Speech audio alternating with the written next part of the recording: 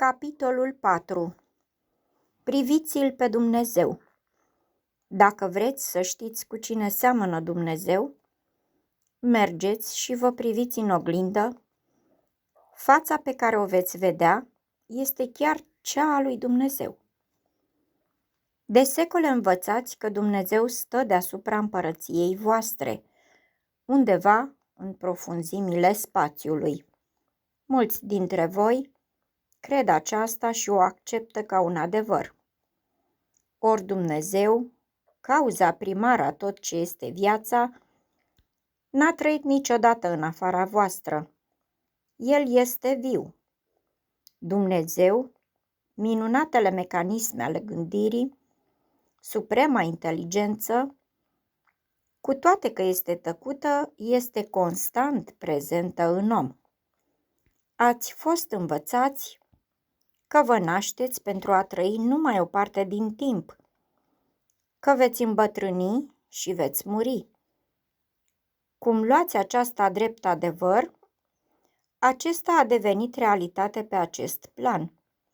Dar eu sunt în această lume pentru a vă ajuta să înțelegeți că sunteți într-adevăr esență continuu nemuritoare, care există deja de miliarde de ani, începând din ziua când Dumnezeu, Tatăl vostru mult iubit, totalitatea gândurilor, se contempla în strălucitoarea lumină ce fiecare din voi a devenit.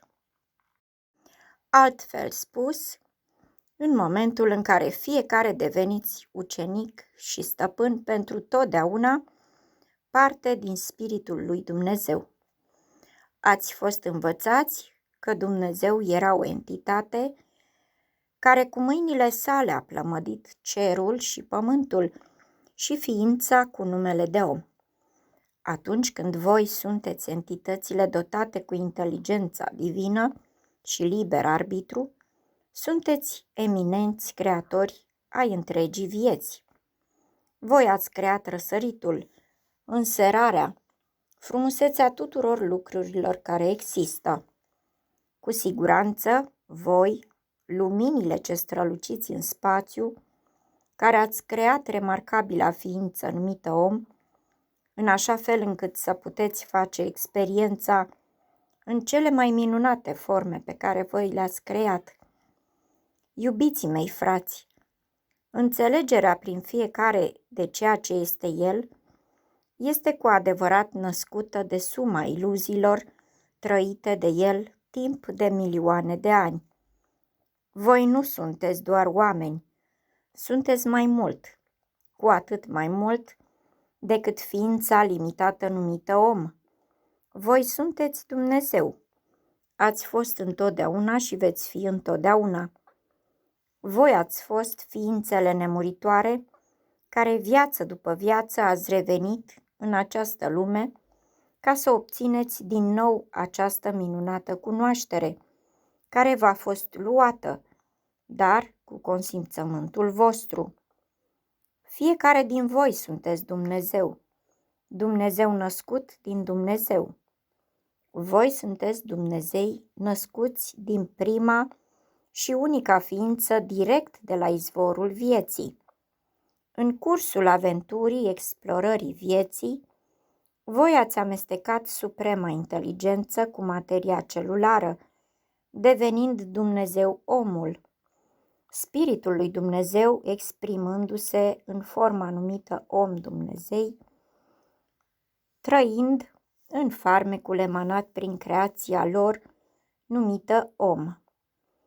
Voi, bărbații, femeile, omenirea, sunteți Dumnezeu, într-adevăr, ascunse în entități limitate și nevoiașe. Cine sunteți voi? De ce sunteți voi în această lume? Care este sensul vieții voastre, a destinului vostru? Gândiți că sunteți doar jocul întâmplării, născuți pentru a trăi un scurt moment și destinați apoi dispariției? Credeți voi într-adevăr că nu sunteți decât atât? Ce vă face să credeți că n-ați mai trăit? Și de ce sunteți în viață în acest moment? Și de ce tocmai dumneavoastră precis? Ați trăit mii de vieți pe acest plan. Ați venit, apoi ați plecat ca un vânt schimbător. Ați îmbrăcat diferite fețe. Ați avut toate culorile pielii. Ați aderat la diverse credințe și religii. Ați făcut război și vi s-a făcut război. Ați fost rând pe rând rege și servitor, marinar și capitan. Ați fost învingător și învins. Ați fost toate lucrurile transmise prin istorie. De ce?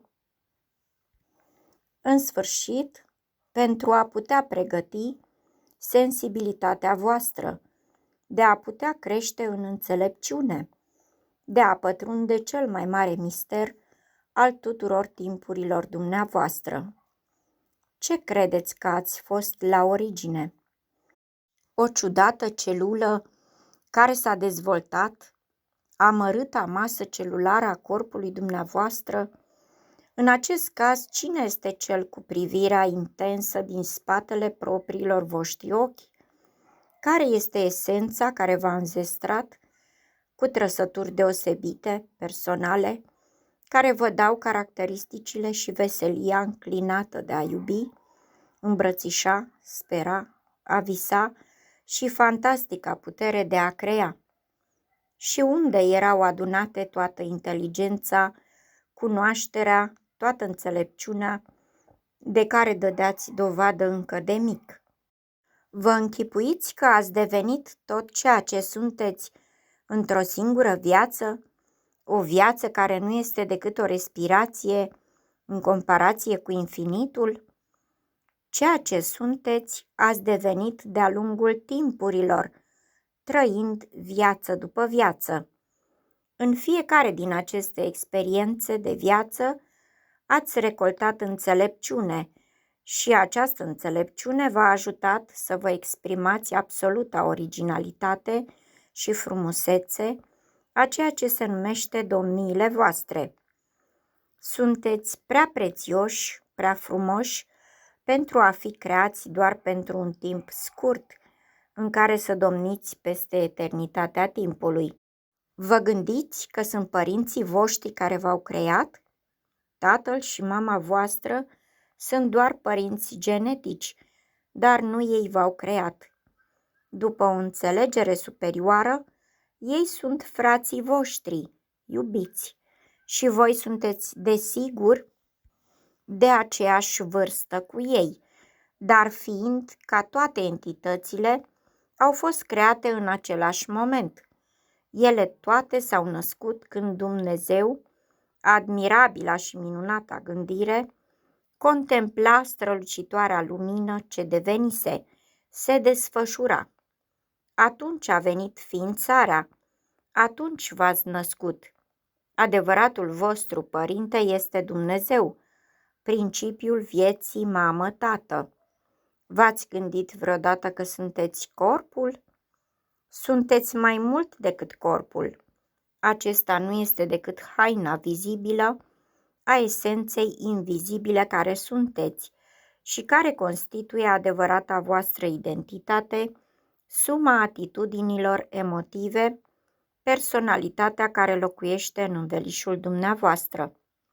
Gândiți-vă un moment la aceasta. Ce iubiți dumneavoastră într-o altă entitate? Este corpul sau nu? Nu este el.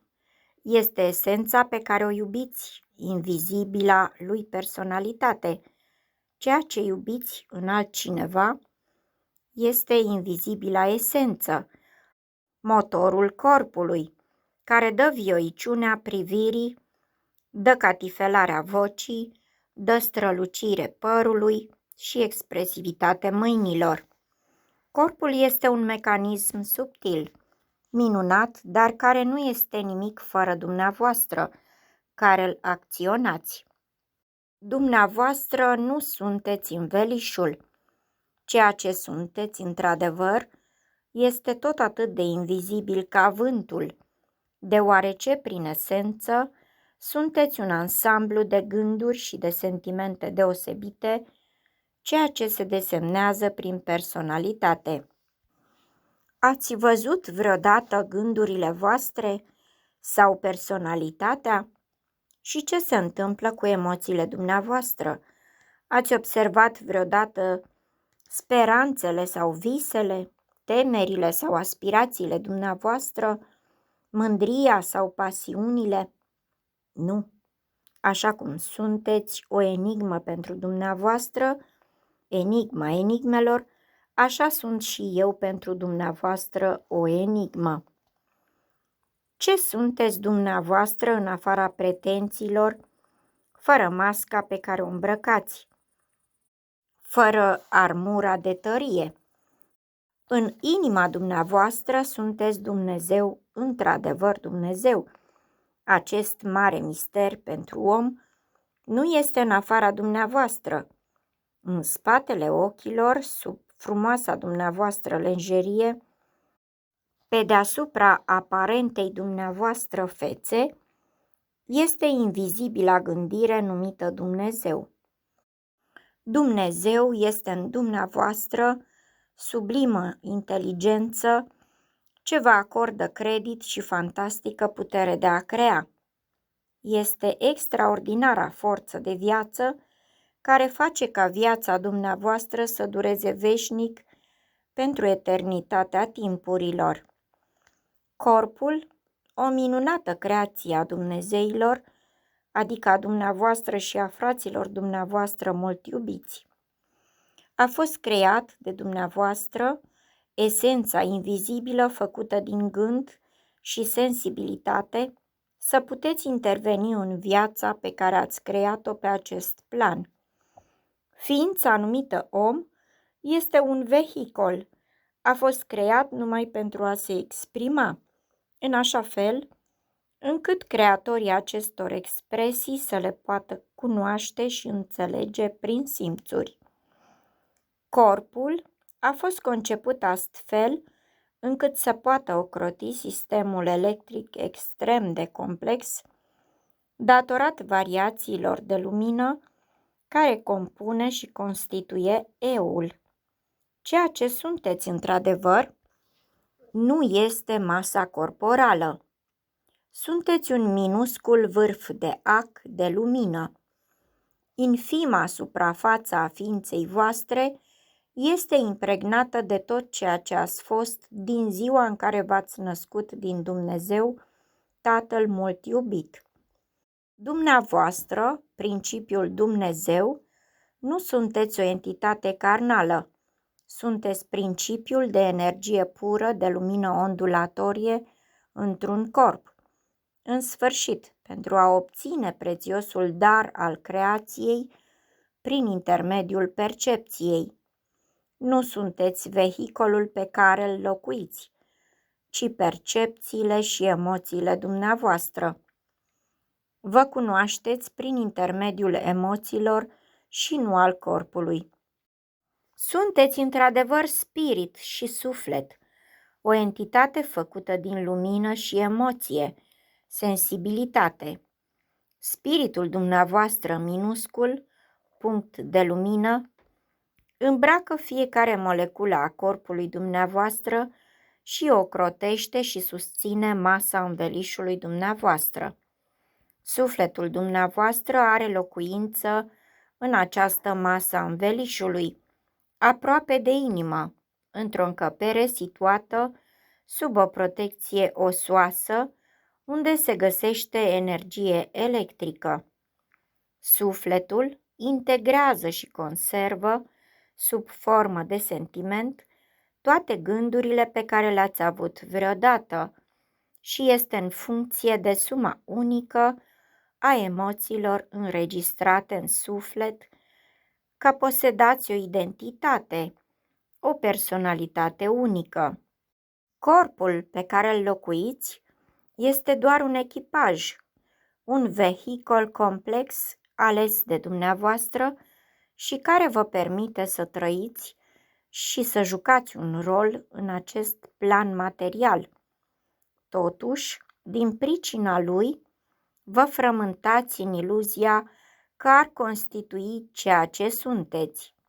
ceea ce nu este cazul, căci așa cum Dumnezeu nu are chip, astfel și voi nu aveți chip.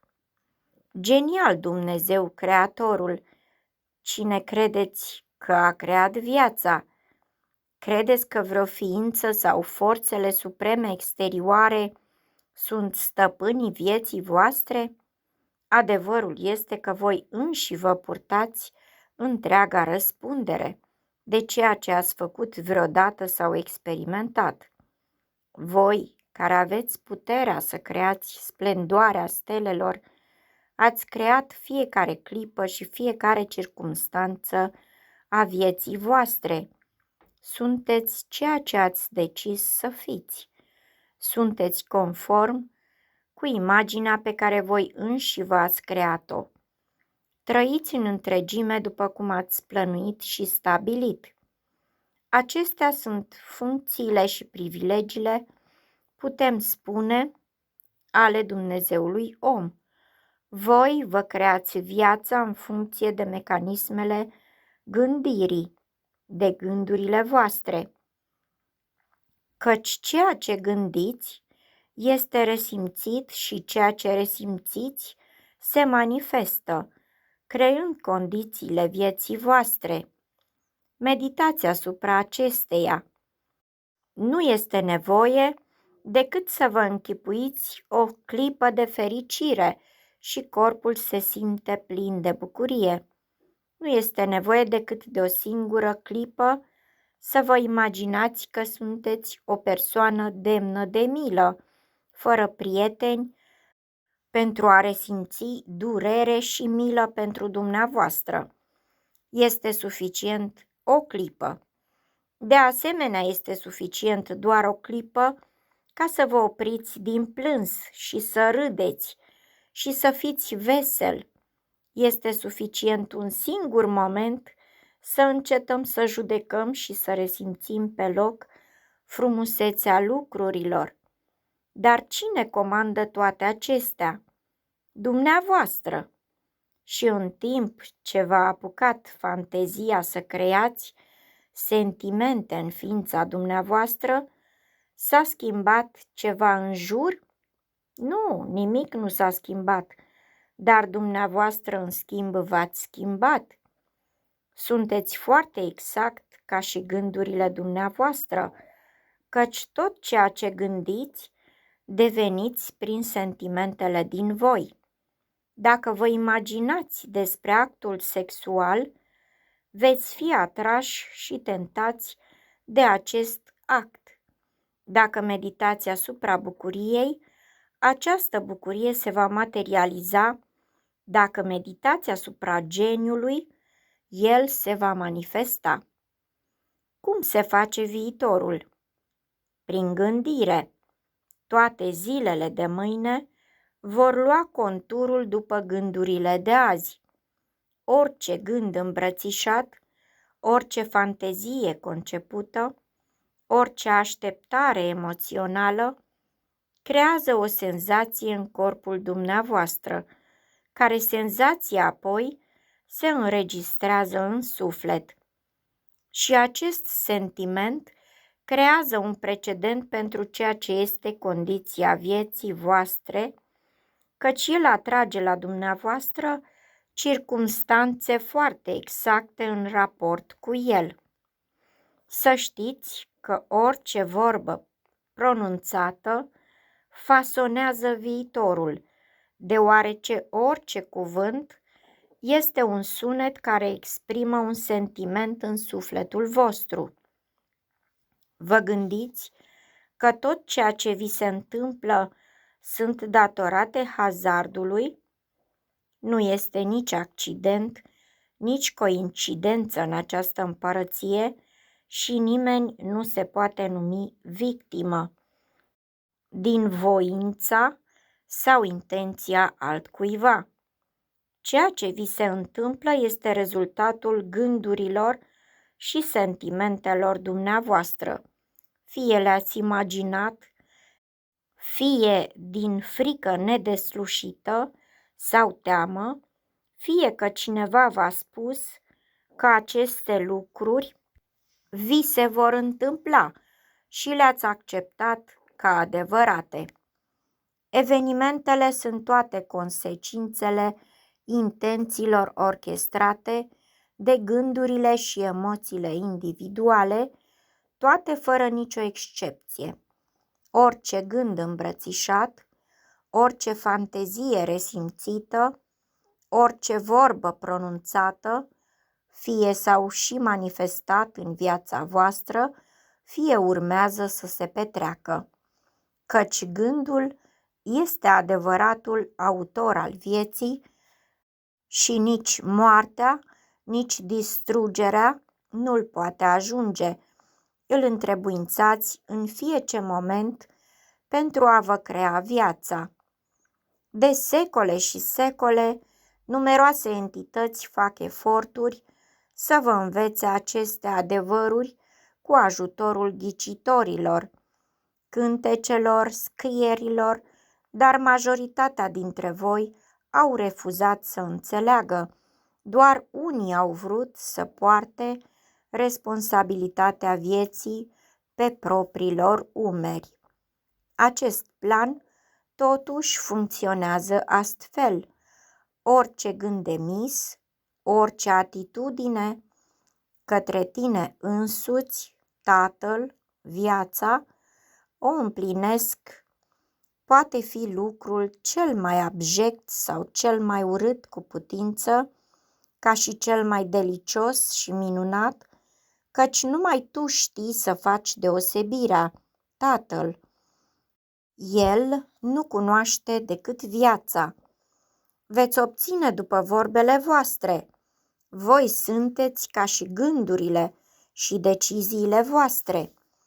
Cu cât vă veți da mai puțină osteneală, cu atât veți deveni mai puțin. Cu cât vă veți da credit mai mic în materie de inteligență, cu atât mai prost veți deveni. Cu cât te vei gândi că nu ești frumos, cu atât vei deveni mai urât. Cu cât te gândești mai mult la sărăcie, cu atât vei deveni mai sărac, pentru că ai hotărât ca să fie așa. Țineți seama de imensitatea dragostei lui Dumnezeu, care vă permite să fiți și să credeți prin voi înșivă orice vă doriți să fiți și să creați, și care pe deasupra nici nu vă judecă niciodată. Țineți seama ce dragoste are Dumnezeul necunoscut pentru voi, o dragoste atât de mare că vă împlinește fiecare gând și fiecare cuvânt. Meditați asupra acestora. Așadar, cine este creatorul vieții voastre? Dumneavoastră. Cine este arhitectul vieții voastre? Dumneavoastră. Ceea ce sunteți și ceea ce experimentați este produsul raționamentului gândirii, care este Dumnezeu. Primiți în viața voastră toate lucrurile pe care cu precizie le doriți să le primiți și faceți experiența vieții conform cu valorile reținute. Voi determinați ceea ce este bine pentru voi, ceea ce trebuie să acceptați, ceea ce veți experimenta. Voi decideți toate acestea în funcție de gândurile voastre. Nu sunteți nici sclavul, nici valetul, nici marioneta vreunei zeități, care să stea să vă observe în luptele voastre. Trăiți în mijlocul extraordinarei vieți, într-o delicioasă totală libertate. Fiecare din voi este liber să adune și să aleagă gândurile pe care le vrea și prin această fantastică putere creați voi toate lucrurile. Fiecare gând prelucrează destinul în fața voastră. Fiecare sentiment contribuie să marcheze ceea ce se numește cărarea vieții voastre. Viața voastră va fi după cum ați gândit și resimțit, Căci Tatăl spune, după cum este emoția, așa se va întâmpla. Cine sunteți dumneavoastră? Sunteți Dumnezeu care aveți în liniștea ființei voastre facultatea de a gândi, de a crea, de a deveni exact ceea ce ați dorit să deveniți, căci în acest moment sunteți foarte precis ceea ce ați decis să fiți. Nimeni nu v-a reținut sau v-a împiedicat să deveniți. Voi sunteți cei ce decid legile vieților voastre, creatori supremi ai vieții și circumstanțelor voastre. Sunteți într-adevăr guvernatorul suprem, dotat cu inteligență și înțelepciune nelimitată, dar ați omis să înțelegeți în această viață și în nenumărate alte vieți. Cândva ați știut să creați flori, dar acum ce creați? Marile voastre creații sunt tristețea, îngrijorarea, autocompătimirea, mizeria, ura, disensiuni, autonegarea, îmbătrânirea, boala, moartea. Voi creați pentru voi înșivă o viață limitată, acceptând credințe limitate, care apoi devin solide adevăruri în ființele voastre și astfel realitatea vieții voastre. Voi vă împuținați viața, judecând lucrurile, oamenii și chiar propriile voastre persoane. Trăiți conform unui cod la modă, numit frumos, și vă înconjurați de lucrurile care vă permit să fiți acceptați de conștiința limitată a omului, care nu acceptă nimic decât uneori propriile voastre idealuri inaccesibile. Vă nașteți, creșteți, corpurile își pierd vitalitatea, îmbătrâniți din credința în bătrânețe și până la urmă muriți. Voi, mari Dumnezei creatori, care cândva erați suflul libertății, ați devenit niște entități trăind în lume.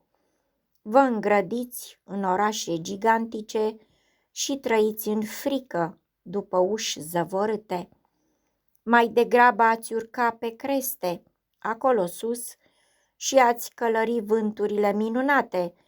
Voi ați construit imobile imense și clădit o conștiință a fricii. Ați construit o societate care reglementează modul vostru de a gândi, credințele voastre, actele voastre, aparența voastră. Vă îngrozesc războaiele și zgomotele lor. Vă este frică să vă îmbolnăviți? Vă e frică să nu fiți recunoscuți? Tremurați la gândul să priviți pe cineva în ochi și în același timp vă e foame de afecțiunea numită iubire. Vă întrebați asupra oricărui lucru bun ce vi se întâmplă și vă îndoiți de repetarea lui. Vă târâți în locurile publice, căutând succesul și celebritatea, aurul, rupiile, dolarii și francii. Și ca să culegeți ce? Nimic decât un pic de bucurie. Ați ajuns la disperare, numai prin puterea gândului.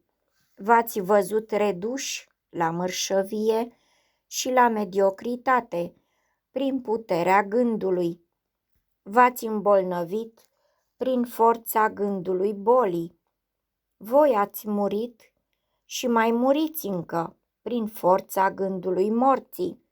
Este creația voastră, căci înflăcăratul creator din voi, dotat cu puterea de a stăpâni gândul și de a crea din el un univers, de a aprinde stelele în cer pentru o eternitate, Acest creator a căzut în cursa credinței și a dogmei, a modei și a tradiției, alunecând din gând limitat în gând limitat și prin propria voastră necredință v-ați împiedicat să trăiți. Care este obiectul necredinței voastre? Sunt toate lucrurile pe care simțurile voastre psihice sunt incapabile să le perceapă, ceea ce voi nu puteți vedea, nici auzi, nici atinge, nici gusta, nici simți. Totuși, să mi se arate și mie o credință, cel ce poate să vină să mi o pună în mână, să mi se arate o emoție. Aș vrea să o ating, să mi se arate un gând. Unde este el? Să mi se arate o atitudine. Cu ce seamănă ea? Arătați-mi o imagine a vântului și apoi arătați-mi timpul, care v-a răpit prețioase momente din viața voastră. Voi ați fost increduli în fața celor mai mari daruri ale vieții și în felul acesta ați permis ca inteligența voastră nelimitată să se reducă. Viață după viață, existență după existență, ați lăsat iluziile din acest plan să vă invadeze în așa măsură că ați uitat extraordinarul foc ce se mișca în voi. În 10 milioane și jumătate de ani, pe când erați la începutul entităților suverane și atotputernice, voi v-ați scufundat în materie până a vă îngropa cu totul. Ați devenit sclavii propriilor voastre creații, dogme, legi, mode, tradiții. V-ați separat în națiuni, religii, bărbați, femei, rase diferite. V-ați înnecat în gelozie, amărăciune, vinovăție, frică. V-ați identificat atât de bine cu trupul vostru că ați căzut în capcana supraviețuirii, uitând adevărata esență invizibilă care sunteți cu adevărat. Dumnezeul din voi care vă permite să vă realizați visele exact după alegerea voastră. Voi ați aruncat nemurirea și aceasta este cauza morții voastre și de întoarcerea mereu repetată în această lume. Iată-vă încă o dată și asta durează de 10 milioane și jumătate de ani. Asta nu vă împiedică să continuați a vă agăța de incredulitatea voastră. Dumnezeu, totalitatea gândului, este cu siguranță o extraordinară scenă de teatru și El vă permite să scrieți și să jucați propriile voastre piese act după act. Când cade perdeaua, ultimul cuvânt a fost spus și reverența făcută. Voi muriți. De ce? Din faptul că voi, supremul legislator, credeți că veți muri. Această viață nu este decât un joc, o iluzie în întregime. Și voi, actorii, ați ajuns să credeți că ea constituie o unică realitate. Totuși, unica realitate care a existat din toate timpurile și va exista întotdeauna este viața, esența ființei, liberă și existentă pe veci, care vă dăruiește posibilitatea de a crea jocurile voastre, așa cum doriți să le jucați. Atunci când observați că prin gândul vostru alunecați spre ignoranță, spre boală și moarte, vă dați seama de asemenea că aveți puterea de a deveni mai mari, numai prin a vă deschide unui flux de gândire mai puțin limitat, să vă măriți creativitatea și de a vă conserva viața pentru totdeauna. Atunci când vă veți da seama că Dumnezeu creator al învelișului este însuși puterea locuind în voi, atunci corpul vostru nu va mai îmbătrâni, nu va mai fi bolnav și nici nu va mai muri. Dar atât timp cât vă veți crampona de credința voastră și pune bariere gândului vostru, voi nu veți putea reface experiența nelimitării care a dat slava soarelui și mister cerului nopții. Ce se petrece la moartea învelișului? El dispare, dar tu, ca el care gândești în liniște, în spatele ochilor, tu continui să trăiești. Părăsind acest plan, când ai hotărât că vei muri, adevărul este că nu ești îngropat și dat hrană viermilor și apoi redus la praf și pulbere. Vei continua să trăiești.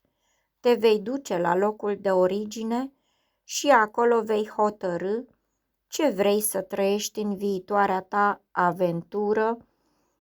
Existența nu este nimic altceva decât o aventură și vei reveni în această lume de atâtea ori de câte ori vei dori, până în ziua în care îți vei revendica originea divină. Atunci vei pleca într-o aventură mai măreață, într-un alt cer și o altă lume. Ești mai iubit decât ți-ai putut imagina vreodată, căci orice ai face, viața nu ți este luată. Așadar, de ce te necăjești? De ce să fii luptat? De ce să te fii îmbolnăvit? De ce să te fii îngrijorat? De ce să te fii limitat? De ce să nu fii admirat splendoarea răsăritului soarelui, libertatea vântului, râsul copilului? De ce mai degrabă ai luptat decât să trăiești? Vei mai trăi încă și încă. Sămânța din care sunteți făcuți este nemuritoare și este pentru totdeauna. În ciuda incredulității tale, în ciuda tuturor limitărilor și tuturor reducerilor pe care le-ați impus planului vostru, în ciuda tuturor grijilor și disperărilor, este un lucru pe care niciodată nu-l poți distruge: viața. Oricât de mare este neputința ta și refuzul tău, viața nu ți este luată și niciodată nu va fi, căci ea este valoarea numită Dumnezeu și care ești chiar tu. Viața pe care o cunoști în prezent este un vis, un imens vis, o fațadă, s-ar putea spune. Ea este rezultatul gândului tău jucându-se cu materia și acest joc creează profunde realități care leagă emoțiile tale cu acest plan. Și așa va fi până când, într-o zi, tu, visătorule, te vei trezi. Nu știi cât de mare este frumusețea ta, căci tu nu te-ai privit în oglindă. Fața pe care o vei vedea este chiar cea a lui Dumnezeu. Află că ești valoros și această valoare este incalculabilă. Pe scurt, nicio imagine nu-ți poate reda frumusețea și împărăția ta este fără sfârșit. Cea mai extraordinară predică ținută vreodată este cea spusă de un mare maestru pe un munte. În picioare în fața lumii venite să-l asculte, el spuse: priviți-l pe Dumnezeu. Aceasta este tot ceea ce era nevoie vreodată de spus. priviți-l pe Dumnezeu, căci fiecare și-a creat propriile sale limitări, dorințele sale, bolile sale, bogăția și sărăcia sa, viața și moartea sa. Priviți-l pe Dumnezeu. Amintiți-vă aceasta, căci voi sunteți ceea ce trăiește în toate. Ziua va veni în care veți vedea pe Dumnezeu. Să intrați în contact cu sinele, asta este tot ceea ce este de făcut.